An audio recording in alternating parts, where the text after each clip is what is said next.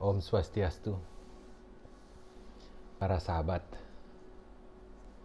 beberapa sahabat sempat menghubungi saya dan meminta pendapat tentang bagaimana kita menyikapi video viral dari Ibu Desa Made Darmawati yang bercerita tentang bagaimana pandangan dia terhadap agama Hindu yang telah beliau tinggalkan.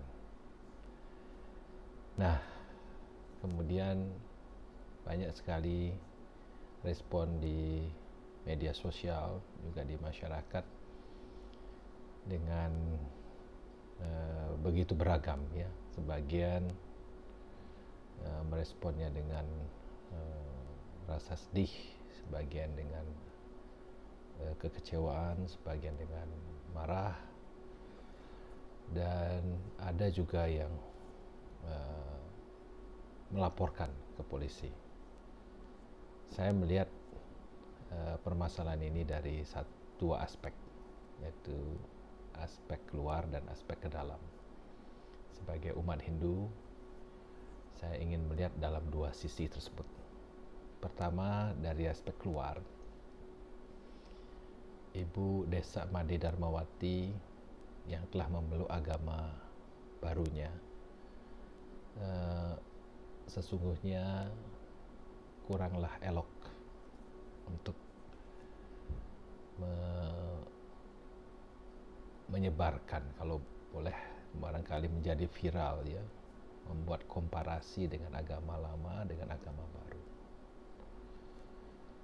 Yang kedua, kalau kita lihat dari aspek kehidupan berbangsa dan bernegara di Indonesia dengan falsafah hidupnya adalah Pancasila. Jelas pada butir-butir sila pertama Pancasila disebutkan kita harus menghormati dan menghargai semua pemeluk agama lain, dan menghormati dan menghargai semua agama yang telah diterima sah oleh negara Kesatuan Republik Indonesia. Jadi kata-kata yang harus dikeluarkan adalah kata-kata yang terukur dan terjaga, yang harus bisa dipertanggungjawabkan, dan juga kata-kata yang tidak mencederai atau menyinggung perasaan umat lain. Nah, dari sisi ke dalam, saya sebagai umat Hindu tentu mengambil bagaimana sikap-sikap para tetua, khususnya tetua di Bali, para sesepuh kita di Bali. Jika ada orang yang menghina kita, jika ada orang yang mengolok-olok kita, ada orang yang mencaci maki kita, yang harus dilakukan oleh kita, oleh para leluhur kita, melakukannya adalah dengan mulat sarira, melakukan introspeksi. Ada apa ya? Begitu juga ketika kita menghadapi bencana, baik itu bencana alam, itu bencana buatan manusia, seperti contohnya 2 kali bom yang terjadi di Bali. Masyarakat Bali tidak meresponnya dengan amarah, tapi melakukan sebuah kontemplasi, malah mencari dan melakukan upaya untuk menemukan apa akar masalah, baik secara skala maupun niskala. Skala itu ada secara keduniawian, dan niskala mencari petunjuk-petunjuk spiritual atau bisa disebut petunjuk dari langit. Nah, saya pun secara pribadi tidak ingin sekali menjadikan agama, jangan gunakan agama untuk memenjarakan orang lain.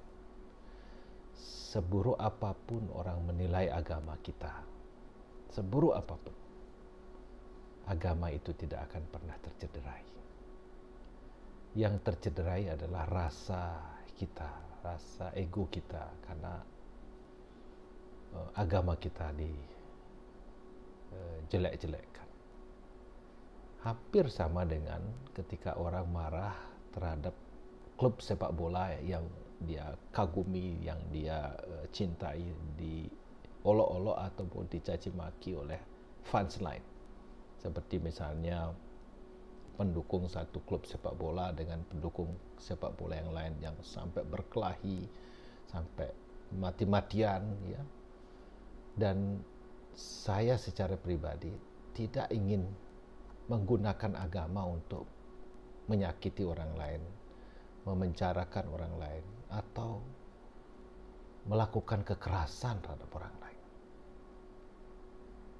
Agama tidak perlu dibela sesungguhnya, karena agama itu melebihi dari diri kita.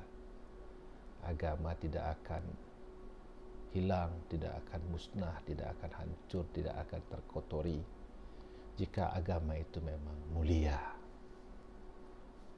Jadi malah kalau kita ambil banyak contoh, banyak orang ingin melakukan membela Tuhannya, padahal Tuhan yang dibela melebihi kebesaran, melebihi kemampuan dari orang-orang yang membelanya. Bagaimana mungkin kita bisa membela Tuhan yang maha kuasa? Tuhan tidak perlu dibela. Dalam konteks ini pula kita sudah pernah mengalami peristiwa bagaimana seorang Basuki Cahayapurnama, Ahok, yang dipenjarakan oleh karena alasan agama. Saya sebagai warga negara Indonesia yang mencintai Pancasila ingin mengajak untuk kita melakukan membangun kehidupan yang penuh toleransi, kehidupan yang lebih mengedepankan untuk rasa saling memaafkan, saling mengerti. Kemudian mari kita melakukan mencoba untuk mendepankan mencari rasa damai. Seburuk apapun orang menilai kita, dia akan mempertanggungjawabkan secara batiniah untuk dirinya sendiri. Kita tidak perlu memperkeruh suasana, apalagi saat ini kita sedang menghadapi masa pandemi yang belum usai. Dan marilah kita mengambil contoh seperti Bapak Presiden Joko Widodo. Begitu banyak caci dan maki yang beliau dapatkan, tapi beliau tetap tenang, tetap bersikap bijaksana, tidak melakukan sikap-sikap yang reaktif atau melakukan counter attack. Saya sebagai umat Hindu ingin mengajak kita semua untuk menciptakan Om Shanti Shanti Shanti Om. Damai di hati, damai di dunia, damai selalu. Mari kita kedepankan upaya untuk menemukan rasa damai itu dan ciptakan bahwa agama itu adalah bagian dari solusi, menjadi solusi, bukan dijadikan bagian dari masalah. Saya kira demikian. Matur suksema sangat. Dumugi kita semua rahayu sareng sami. Semoga kita dimuliakan dan semoga semua makhluk berbahagia.